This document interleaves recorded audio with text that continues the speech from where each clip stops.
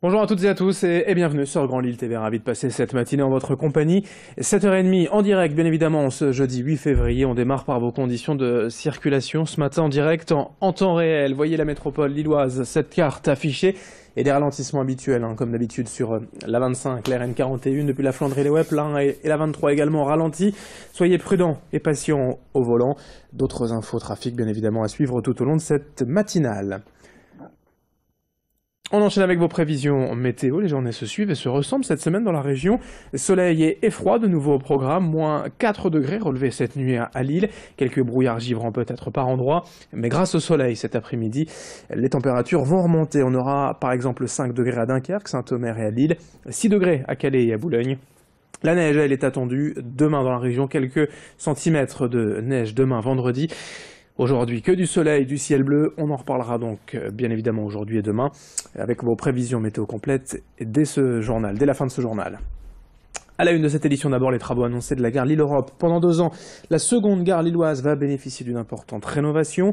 Ouverte en 1994 à l'occasion de l'inauguration du tunnel sous la Manche.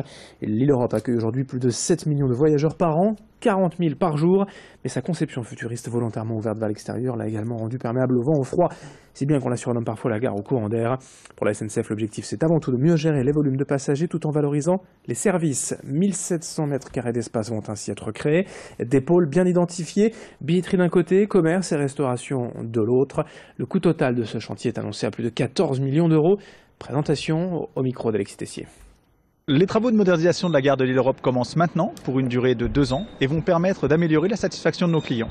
Pour cela, nous allons développer beaucoup plus de commerce et de services dans la gare. On va à peu près tripler la surface de ce qui existe aujourd'hui. Nous allons traiter le patrimoine, le sol, l'éclairage, des alcôves confortables pour réellement traiter le confort, qu'on soit capable d'attendre dans un espace climatiquement acceptable. L'implantation d'un salon grand voyageur, l'implantation de 2 ascenseurs au niveau du parvis pour pouvoir accéder au quai. Tout ça pour le confort de nos voyageurs. On enchaîne avec la lutte de l'hôpital Saint-Vincent-de-Paul à Lille contre l'eczéma atopique, une maladie génétique qui touche près d'un tiers des enfants et même un peu moins de 10% des adultes. Elle se caractérise avant tout par une peau sèche, des plaques rouges et des démangeaisons. 2 fois par mois, l'hôpital organise des journées d'information et de sensibilisation, déjà pour apprendre aux parents à bien déceler les premières traces d'eczéma, et puis aussi surtout pour le traiter le plus efficacement possible. Pour les médecins à l'origine du projet, les traitements à base de corticoïdes qui souffrent d'une image négative auprès des parents sont pourtant efficaces et sans effet secondaire, d'où ces journées d'information.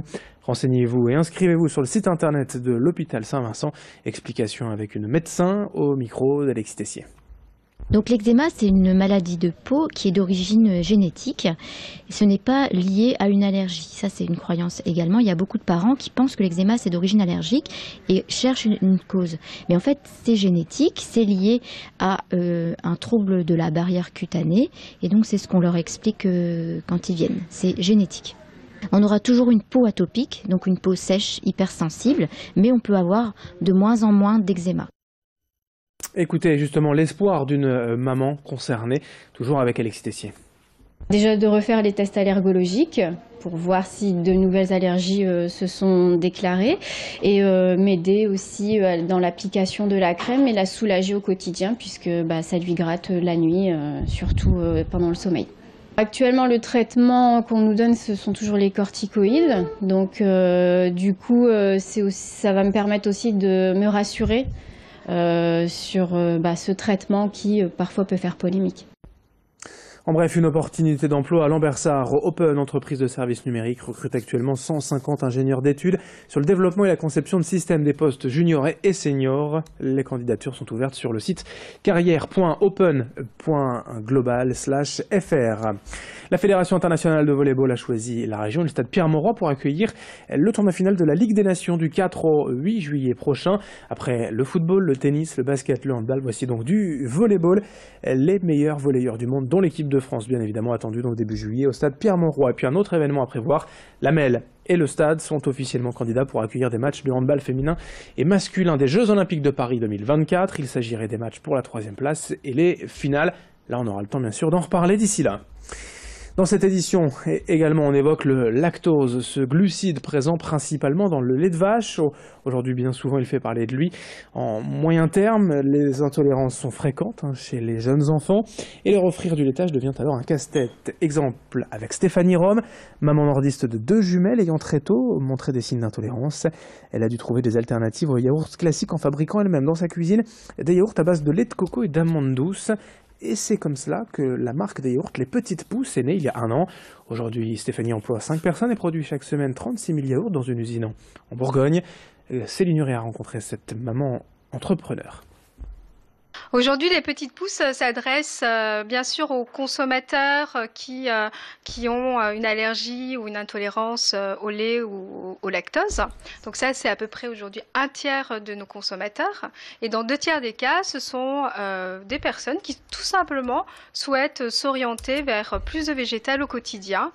Donc soit par conviction, donc c'est toute cette tendance de vegan, bien sûr, mais aussi des consommateurs qui sont dans cette mouvance flexitarienne, c'est-à-dire qui ont envie tout simplement de réduire leur consommation de produits laitiers au quotidien.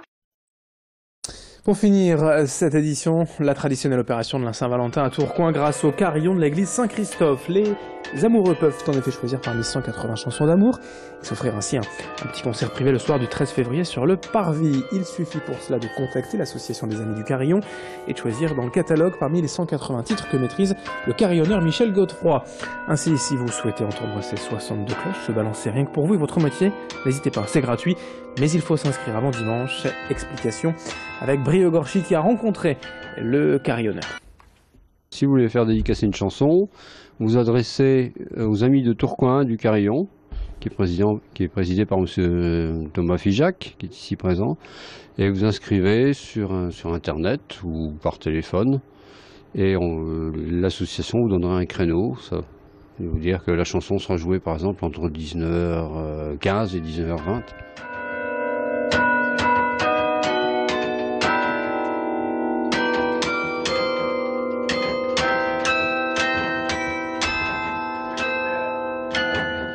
Vous aurez reconnu l'hymne à l'amour d'Edith Piaf, bien évidemment. 7h37 en direct sur Grand Lille TV. Avant de se quitter, un coup d'œil aux conditions de circulation ce matin dans l'agglomération. Le trafic en direct en temps réel. Soyez prudents et patients au volant. À suivre vos prévisions météo, du froid, du soleil prévu aujourd'hui dans la région.